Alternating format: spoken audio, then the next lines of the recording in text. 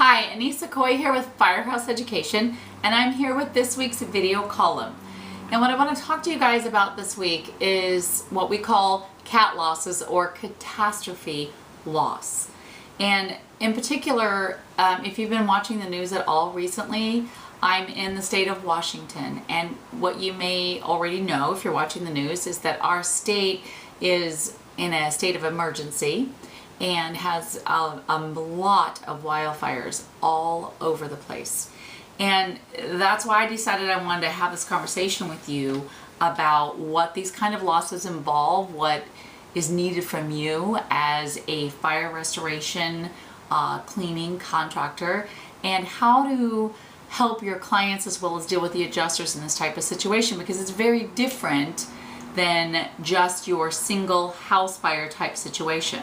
So I'm from Washington State. I've lived here most of my life, and it's very sad and very difficult for the residents of our state what is going on here right now. There are fires that have literally burned, they're burning all over the state right now. They've burned hundreds and thousands of acres, and countless homes have been lost. In one fire alone, an entire town in our state was wiped out.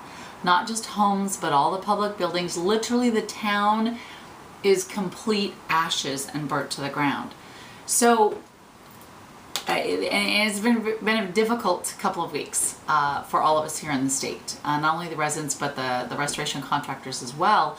And so what's really important is to understand how to deal with these type of situations. So unlike dealing with a single house fire, okay, when you're dealing with a catastrophe or cat losses as we call them, you're dealing with a lot of extreme emotions. So families that you may be called in to help have actually lost the majority of what they have, if not everything. So you might think, well, if someone's lost everything, what can you do to help them? Well, there's a lot you can do to help them. There's inventory, destroyed inventory that needs to be done, and still claims that need to be filed. And the type of adjusters that are called into these jobs are what they call cat loss adjusters or catastrophe large loss adjusters. So they usually come in from all over the United States into an area because there's such a huge need that the local adjusters are not able to handle that kind of demand. So when you're dealing with these adjusters, you are dealing with people that you don't have a relationship with and that you don't know very well. So it's very important that you be very systematic in how you deal with this process and understand how to set up your paperwork and do your billing, take your photographing, that sort of thing, and be able to get all this information to the adjuster so that not only can you get paid timely and be paid for everything you've done on a job, but that your homeowners can also be helped, okay? We've actually had, on a personal level, we've actually had friends that we've known for many years, 20 or more years, that have literally lost their homes. They're just ravaged with the fires that have gone across our state. And a wildfire really proposes a very different situation to deal with. So not only are you dealing with a very extreme emotional situation, but you're needing to really be sure that you know how to have your paperwork together, your billing together, be very quick with your paperwork and billing into the adjuster so that you can get paid timely and that things can be handled very thorough, okay? So this is where your paperwork and your systems are of the utmost importance. And I want to share with you, as far as on an emotional level, you know, the home that my husband and I actually built and raised our children in 20 years ago was actually threatened by these fires. We sold it 3 months ago, and after living in for 20 years, and the new owners were actually evacuated. And the wildfires that this one particular fire that claimed 8 homes in the area threatened our old home, and those people had to be evacuated. Thankfully, the home that we built was safe, and the firefighters were able to keep the fire away from it. But it was a very emotional thing to watch. My children and my husband and I watched this on Facebook because we're now about 500 miles away, and it was a very difficult thing to see, very gut-wrenching, and it really drove home what people go through when this is their home that is involved. When you're the contractor coming in, you have a job to do, okay? It's kind of like the ER doctor. You know, you're trained, you see things very clinically, and you know how to go in and systematically handle things. Well, when you're the homeowner, it's anything but systematic and anything but routine. Okay, so what I want to stress to you is that having your paperwork in line, having the proper documentation, photographs, and communication with your client is so important. Because as I have stressed in prior videos, this is not just about a job. This is about helping people get on with their life and understand that things will be okay, even if they've lost everything that they've ever worked for in their life, their home, maybe all of their family photos, belongings. Sometimes in our area that we lived in, very rural, people actually lost animals. They lost horses and, you know, some of them, their businesses, they're farmers, so they've lost all their entire herd of cows and things like this. So there's a lot involved, okay?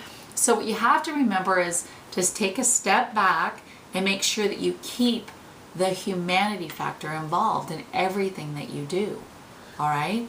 So when you are dealing with a cat loss situation, you want to, again, be sure that you communicate with your adjuster. Now, your communication with a cat loss adjuster may only be via email. In fact, you may not be able to communicate with them at all. You may have zero contact with them throughout this loss. So it's very important that you communicate well with your homeowners so that they are able to understand the process and know what they need to go through.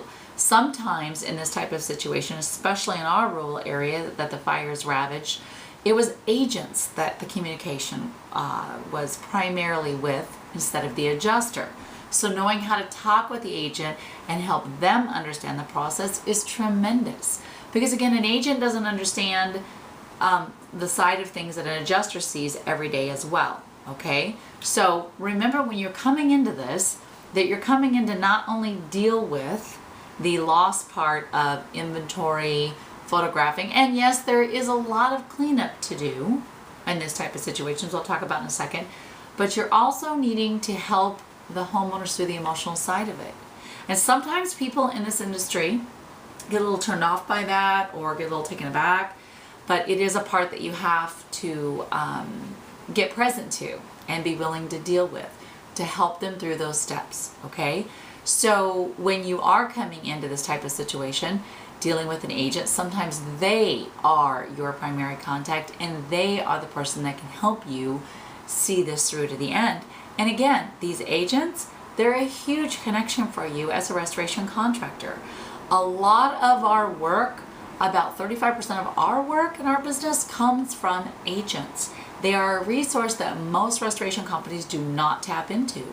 And when you're coming from a community situation, it's tremendous. A lot of these agents, they've been dealing with these clients. Maybe they insured their parents or their grandparents before them. So they've had a relationship with the people that have had the fires come through for sometimes 20, 30, even 40 years with a family, okay? So communicating with them can not only be huge in helping you get paid, but can help you understand how to help your client. And that's really what we're here for and what we're about. So I hope you found this video valuable. I hope that you do decide to do things like catastrophe losses and be able to gear up your company so that you can help people in this kind of extreme need. Yes, there is definitely huge amounts of money to be made in this type of situation, but it cannot be your driving force, okay?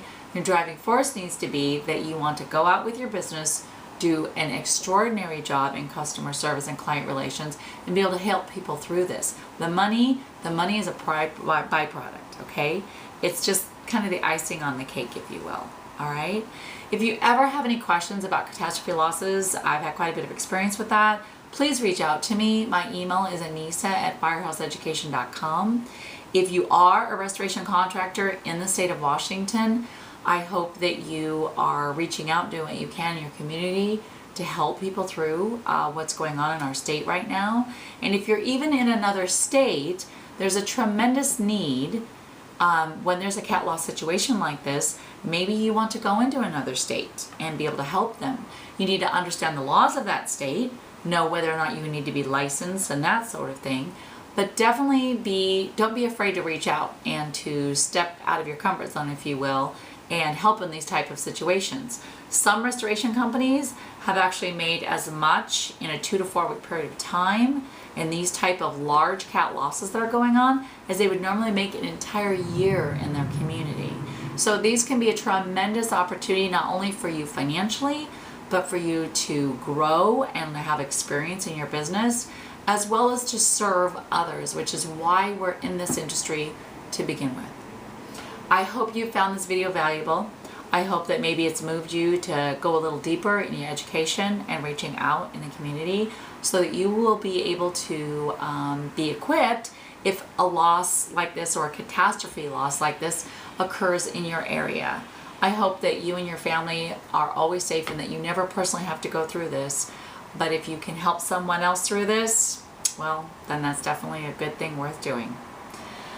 Please subscribe to the rnrmagonline.com e-newsletter so you can get more helpful videos and a plethora of information about the restoration industry and education and their Ask the Expert column that they now have on the website. And if you have any questions, again, don't hesitate to email me at anise@firehouseeducation.com. And until then, I will see you on the next video.